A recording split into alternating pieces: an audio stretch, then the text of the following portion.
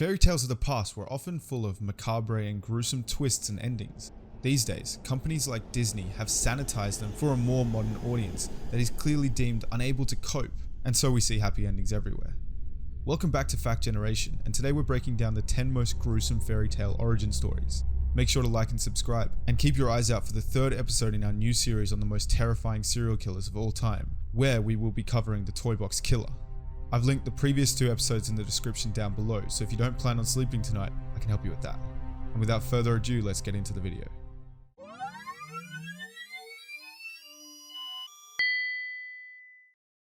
Number 10. The Pied Piper. In the tale of the Pied Piper, we have a village overrun with rats. A man arrives dressed in clothes of pied, a patchwork of colours, and offers to rid the town of vermin. The villagers agree to pay a vast sum of money if the piper can do it, and he does. He plays music on his pipe which draws all the rats out of the town. When he returns for payment, however, the villagers wouldn't cough up. So the Pied Piper decided to rid the town of children too. In most modern variants, the piper draws the children to a cave out of the town, and when the townsfolk finally agree to pay up, he sends them back. In the darker original, the piper leads the children to a river where they are all drowned except for a lame boy who couldn't keep up. Some modern scholars say that there are connotations of pedophilia in this fairy tale. Number 9. Little Red Riding Hood. The version of this tale that most of us are familiar with ends with Riding Hood being saved by the woodsman who kills the wicked wolf. But in fact, the original French version by Charles Perrault of the tale was not quite so nice. In this version, the little girl was a well-bred young lady who is given false instructions by the wolf when she asks the way to her grandmother's. Foolishly, Riding Hood takes the advice of the wolf and ends up being eaten. And here the story ends. There is no woodsman, no grandmother, just a fat wolf and a dead Red Riding Hood. The moral of the story is not to take advice from strangers. Number 8. The Little Mermaid. The 1989 version of The Little Mermaid might better be known as the Big Whopper. In the Disney version, the film ends with Ariel, the mermaid, being changed into human so she can marry Eric. They marry in a wonderful wedding attended by humans and merpeople.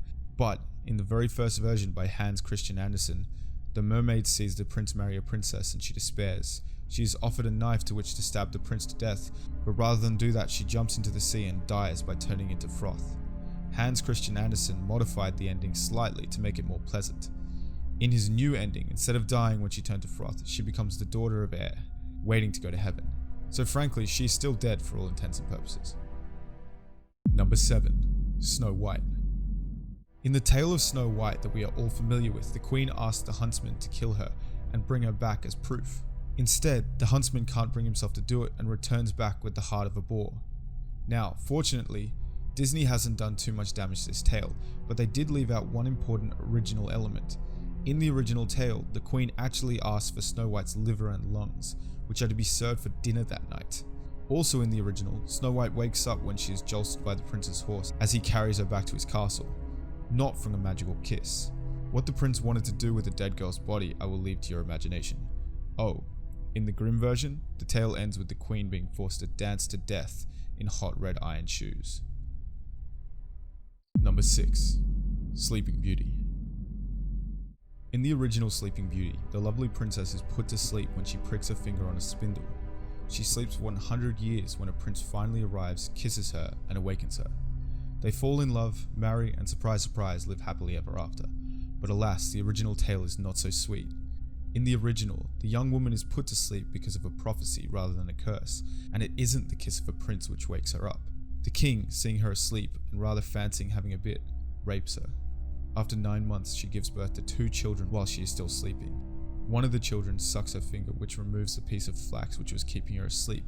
She wakes up to find herself raped and the mother of 2 children. Number 5. Rumpelstiltskin.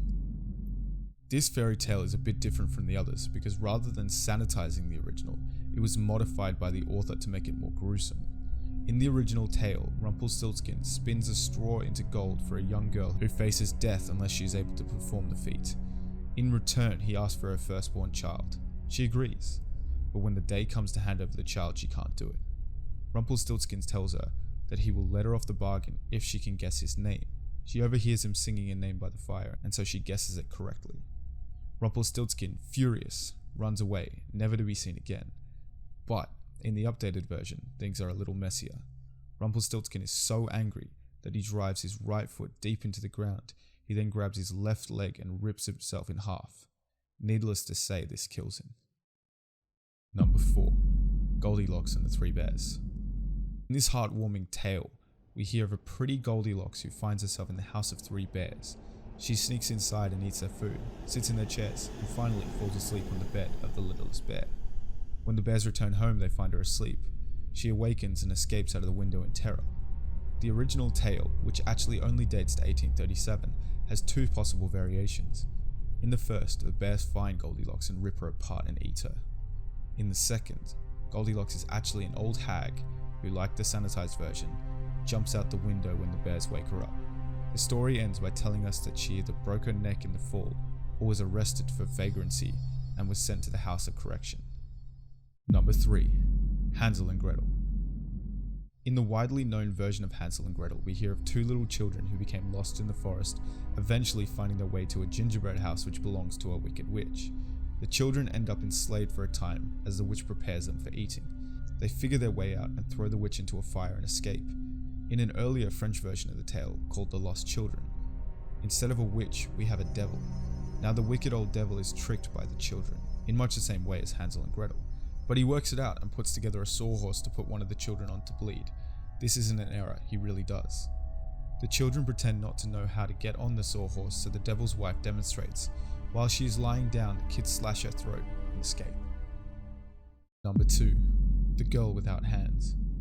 Frankly, the revised version of this fairy tale is not a great deal better than the original, but there are sufficient differences to include here. In the new version, a poor man is offered wealth by the devil if he gives him whatever is standing behind his mill. The poor man thinks it is an apple tree and agrees, but it's actually his daughter. The devil tries to take the daughter but can't because she is pure, so he threatens to take the father unless the daughter allows her father to chop off her hands. She agrees, and the father does the deed.